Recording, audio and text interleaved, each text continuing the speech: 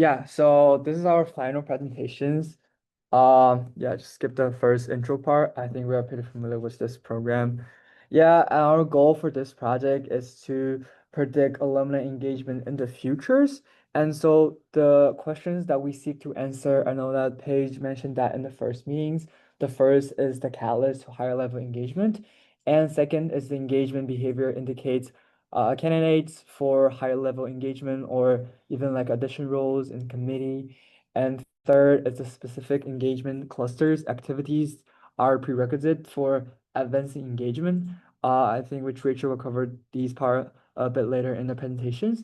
And fourth is that can engagement be quantified in a manner that allow us to review the philanthropic and non-philanthropic engagement and compare, which Mubashir will target in the later about the scoring mechanisms that our model have. And last is their engagement equivalent of lifetime customer value. So AED can focus on to distribute their resource effectively. And yeah, this is basically the question that we seek to answer throughout this project. The work we've done can be divided into main three parts. We started with handling the huge amount of data, messy data, and then we tried clustering methods to understand the data. After that, we tried to build a predictive model that produces the predicted engagement score, ranges from 0 to 1,000. And lastly, we put the predicted outcomes we got from the predictive model into a dashboard to show the office. Next slide, please. So as data scientists, we all know that feature engineering is a very important part you do before you do any modeling. So we started with dropping some of the features that we thought were not informative. These include major, job title, employer names, and many other fields. After that, we added some of the features, mainly doing some of the aggregations. We created features like whether someone has a Duke spouse and a number of event types so that we could widen our analysis and put more information into the model. Later, we encoded some of the features because many of the features were indeed categorical. We decided if each feature is nominal or ordinal, meaning if they have a natural order in them. If there is natural order, then it's ordinal. If there's not, then it's nominal.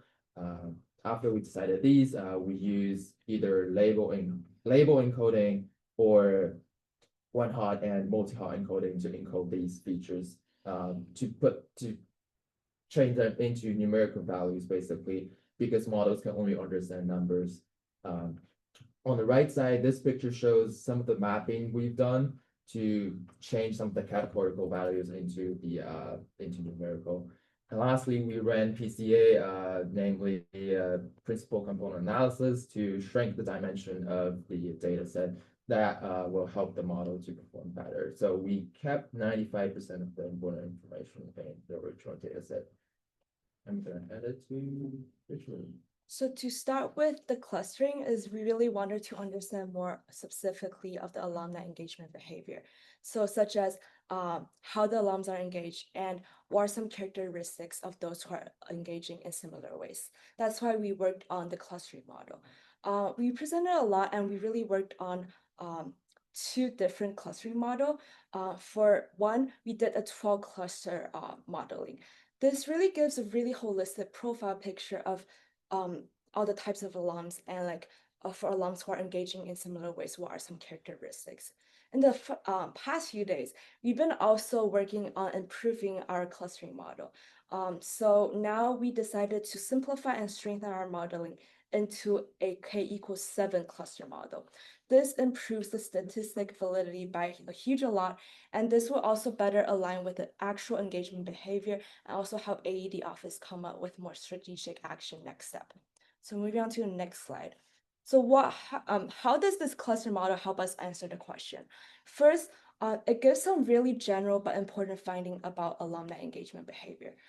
Based on the 12 cluster, we are able to really see some general pattern. For instance, young alums are still very engaged, but comparing to old alums, they tend to engage in ways other than financial giving. So that includes like volunteering, communication, and all the aspects. Also, we find that like based on the clusters, there is a really distinct progression in different cluster. From cluster 5 to cluster 2 to cluster 0 to cluster 9. There is an age progression, and we see the alums as they age, they move from rising engagement to being the core leader on committee, on donation, the major, the top in every aspect. Then to getting a little bit older, moving down from leadership, but still being the major donor and the major contributor in volunteering and experiential. To even older, when they get to cluster 9, they become the steady donors, but less engaged in ways like communication and volunteering. Also, this graph on the right kind of captures the average donation and average engagement score of all this alum in an age progression. And we see this is kind of capturing a pretty good picture of alumni lifetime value and how they move from being the core member, the very engaged and the major people, to a little bit gradually declining and back rising up a little bit when they get even older.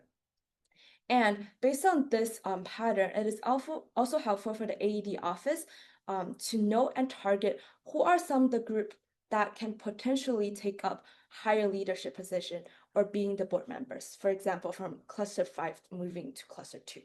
Okay, next slide. Our clustering model 2.0 also gives very interesting finding. After looking more in depth to the top features of these cluster, I was able to find like very interesting what this cluster did is it was able to segment the disengaged majority from the major contributors. So looking at this alumni distribution by cluster, the green we can see is cluster 0, which includes the major, like a majority, large number of people. But then looking at comparing the average engagement score, average total giving, number of committee, and all these behavioral aspects, I was able to see that except for cluster 0, all other clusters were very, very high in total giving, engagement, and committee, all aspects. So really what this cluster did is kind of based on the behavioral feature, it kind of separated like the major people who are not engaged to the people who are very engaged, whether it's in donation or in volunteering or experiential. Just an example to show you how distinct it is.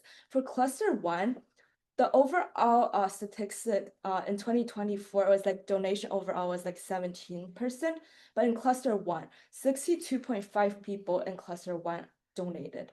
Also, cluster 1 contains the majority of top 2% donors.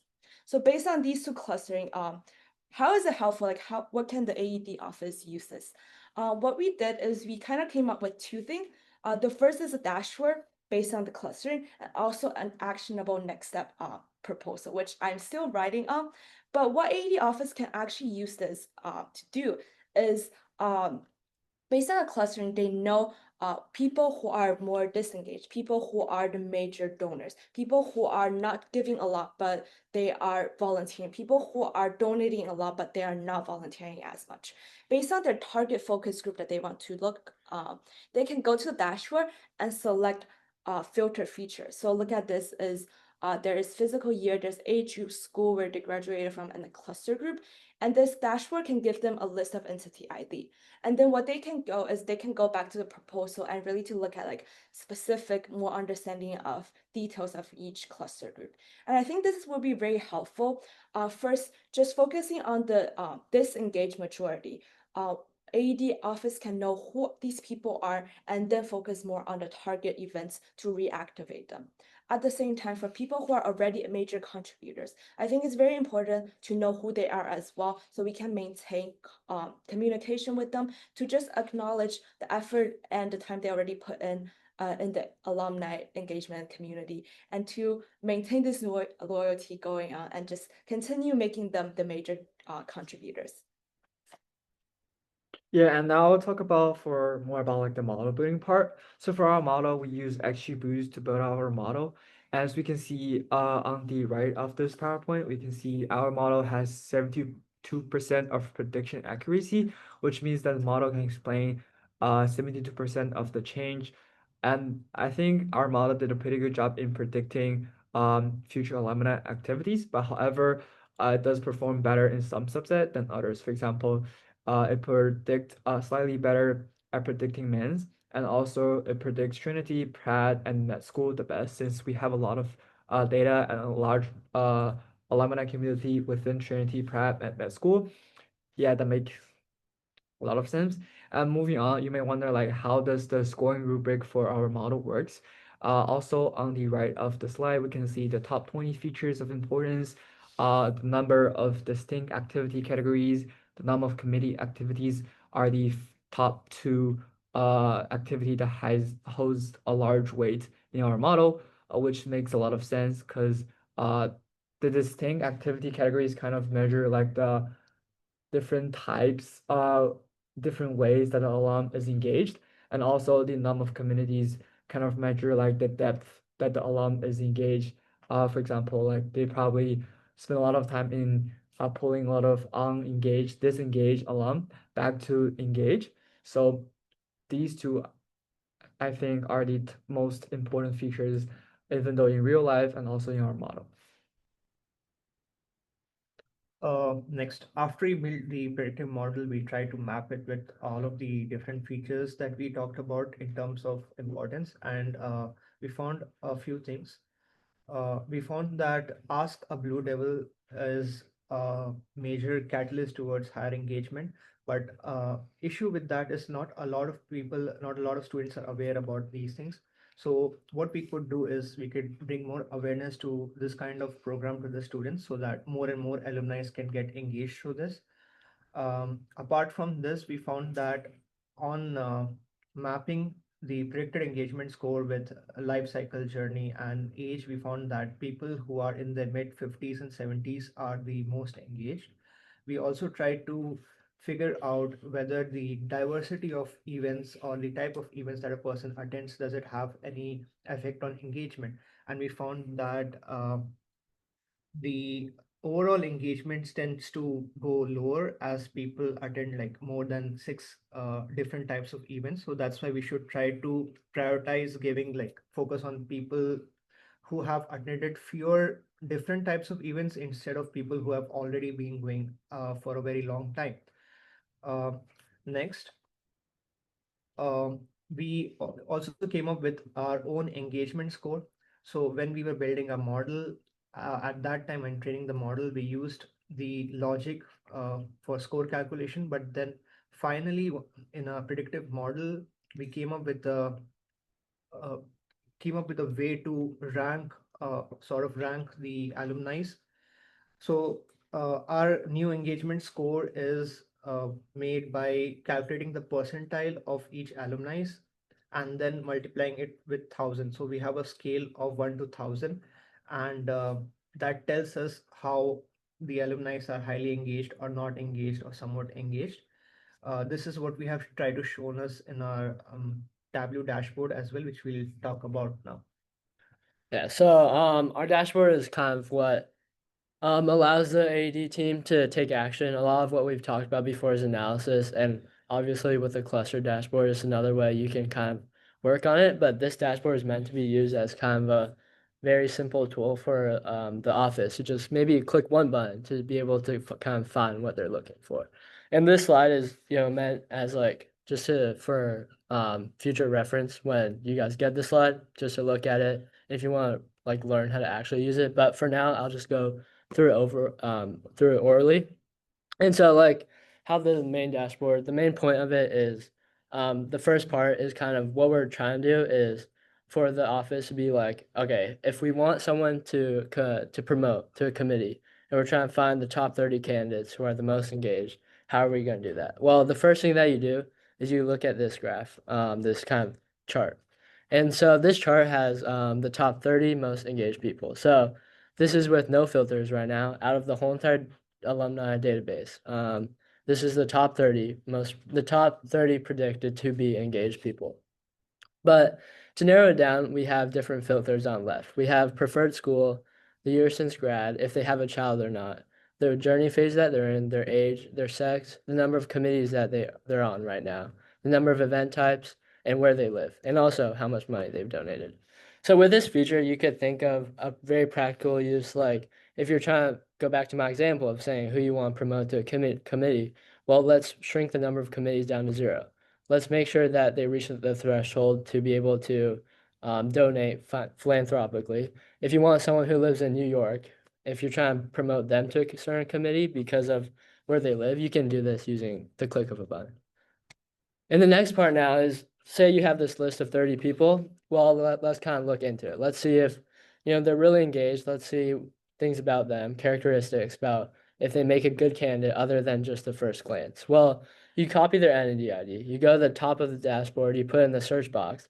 Here's a little gauge that shows you their predicted percentile engagement score. As you can see, we split it up into 3 categories: neutral, engaged, very engaged.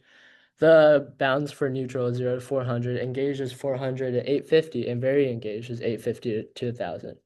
We made sure that those who are in very engaged are guaranteed to be very engaged by lowering the category for that to be a smaller range. So we know that people who are in that range are going to be very engaged. And then engaged is obviously a broader section, starting from the 400s. And so back to what I said, you want to break it down even further? Well, we have 2 graphs. The first graph shows them the main stats of what they did in 2024.